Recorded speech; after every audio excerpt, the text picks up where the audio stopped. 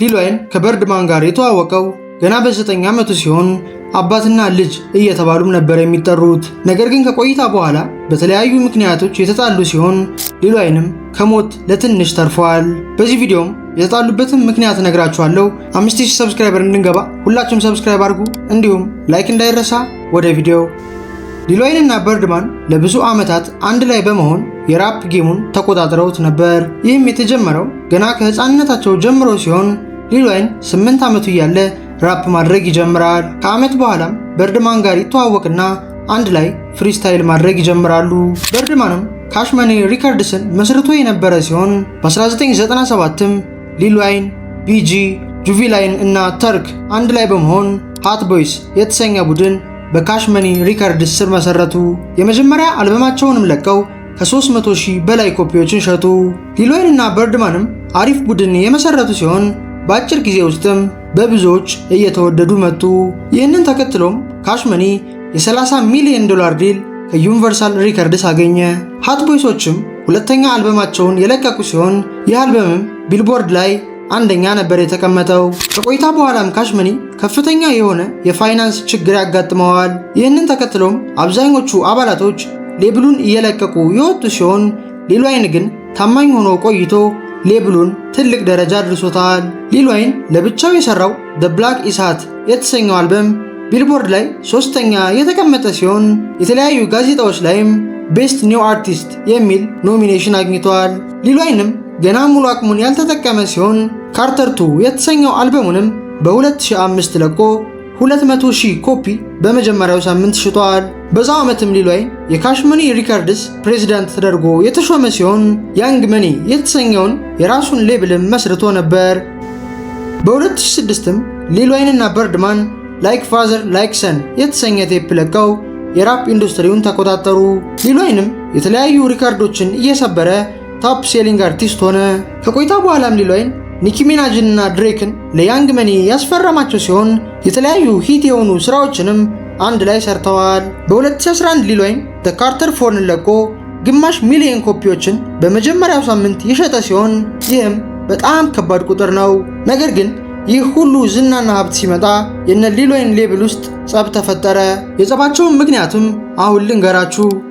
ካርተር 5 የተሰኘው የሊል ዋይን አልበም በ2013 ይለቀቃል ተብሎ ማስታወቂያ ተሰርቶ ነበር። ድሬክ ሳይቀር ትዊተር ላይ ካሚንግ ሱን እያለ ሲያስተዋውቀው ነበር። የመለቀቂያ ቀኑም ተረጋግጦ አልበሙ በጉጉት እየተጠበቀ እያለ ሊል ዋይን ትዊተር ላይ ይመጣና ሁሉንም ያስደነገጠ ጽሑፍ ይጽፋል። ለሁሉም አድናቂዎቼ አልበሜ እንዳልተለቀቀና እንደማይለቀቅ መናገር እፈልጋለሁ። ለዚህም ምክንያቱ ካሽ መኒ የተሰኘው ሌብል ለመልቀቅ ፈቃደኛ አይደለም ብሎ ይጽፋል። አርቲስቶች ሪከርድ ሌብሎቻቸው ካልፈቀዱ በስተቀር አልበምም ሆነ ሙዚቃ መልቀቅ አይችሉም። ሊል ዋይንም ለፍቶ የሰራውን አልበም እንዳይለቀው የተከለከለ ሲሆን አንድ ቀንም ሾው ላይ ያለ ይህንን ብሏል።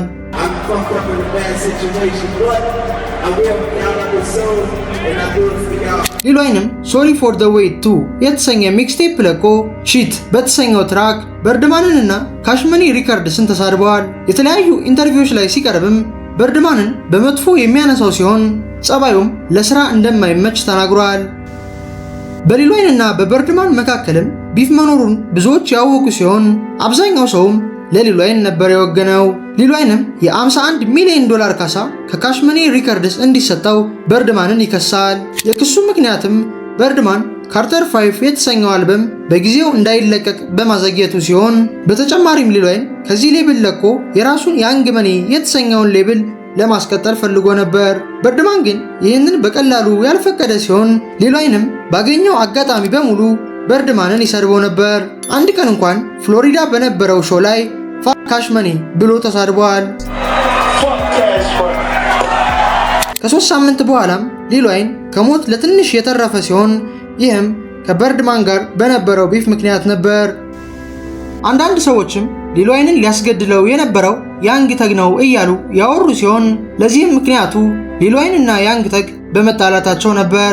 ያንግ ተግ ካርተር 6 የተሰኘ አልበም ሊለቅ እንደሆነ ትዊተር ላይ ያስተዋውቃል። አልበም ከቨሩ የነበረውም ይህ ሲሆን ሊል ዋይንም ሾው ላይ እያለ ራቁቱን ሆኖ አልበም ከቨር ያደረገውን ራፐር ዘፈኖች አታዳምጡ ብሎ በቀጥታ ያንግ ተግን ሰድቦታል። ሊል ዋይንም ያንግ ተግ ካርተር የሚለውን ስም ስለተጠቀመበት የተናደደ ሲሆን ያንግ ተግ ግን ኢንስታግራም ላይ ይመጣና ሊል ዋይን አራያው እንደሆነ ገልጾ እሱ ጋር ጸብ ውስጥ መግባት እንደማይፈልግ ተናግሯል። But this is my idol. I wouldn't ever in my life swap words with him or beef with him about nothing. This is a person that I look up to. ነገር ግን ይህንን ካለ ከቀናት በኋላ ሊል ዋይንን መሳደብ የጀመረ ሲሆን ጭራሽ እገለዋለሁ እያለም ማስፈራራቱን ተያያዘው። YSL Carter 6 coming out Friday first show New Orleans Holly Grove. Fuck nigga. Meet me there, baby. Beat me there, you did. With them dicks too. ቀላል የነበረው ጸብም እየተጋጋለ የመጣ ሲሆን በመቀጠል የተፈጠረውም ብዙዎችን ያስደነገጠ ነበር። ያንግ ተግ የአልበም ርዕሱን ከካርተር ወደ ባርተር የቀየረ ሲሆን ይህንን ያደረገውም ከክስ ለመዳን ነበር። ያንግ ተግም በዚህ አልበሙ ካንቴል የተሰኘው ትራክ ላይ ሊል ዋይንን ሰድቦታል።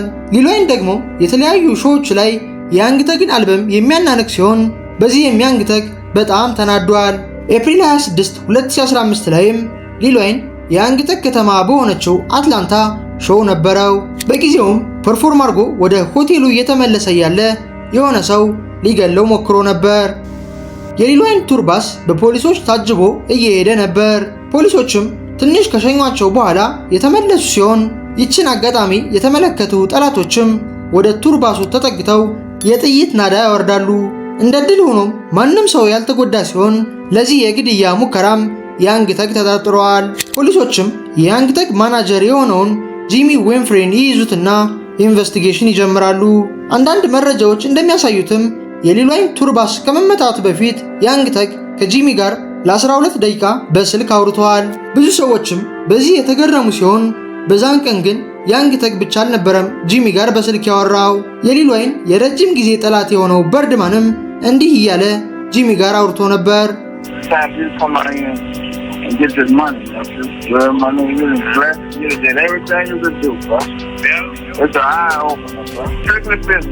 ጂሚም ለግድያ ሙከራው 10 ዓመት የተፈረደበት ሲሆን ይግባኝ በመጠየቅ ግን ሙሉ ክሱን ውድቅ ያስደርጋል። ያንግ ተግና በርድማን ግን በምንም መልኩ ያልተከሰሱ ሲሆን በቅርቡ ግን ያንግ ተግ እስር ቤት እያለ የሊል ዋይን ቱር ባስ ላይ ማነው የተኮሰው ተብሎ ሲጠየቅ ሮስኮ ነው በማለት የገዛ ጓደኛው ላይ ስኒች አድርጓል።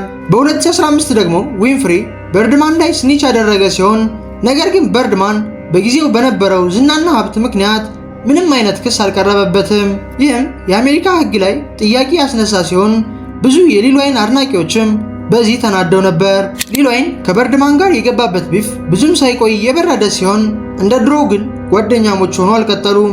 በዚህ ጸብም የተጎዳው በርድማን ሲሆን ምክንያቱም ሊል ዋይን ጋር ተስማምቶ ቢቀጥል ኑሮ በአሁኑ ሰዓት ትልቅ ደረጃ ላይ የደረሰውን ድሬክን ጨምሮ የተለያዩ አርቲስቶችን ወደ ሪከርድ ሌብሉ ማስፈረም ይችል ነበር።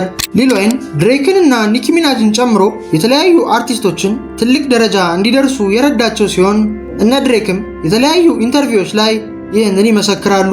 ሊል ዋይን ከገባባቸው ቢፎች ውስጥም ከበርድማን ጋር የነበረው ቢፍ በጣም አደገኛውና ለብዙ ዓመታት የዘለቀው ሲሆን አሁን ድረስም እንደ አዲስ እየተነሳ በብዙዎች ይወራል። የዛሬው ቪዲዮ ይህንን ይመስል ነበር። በቀጣይ ቪዲዮ እስከምንገናኝ ሰላም ሁኑ።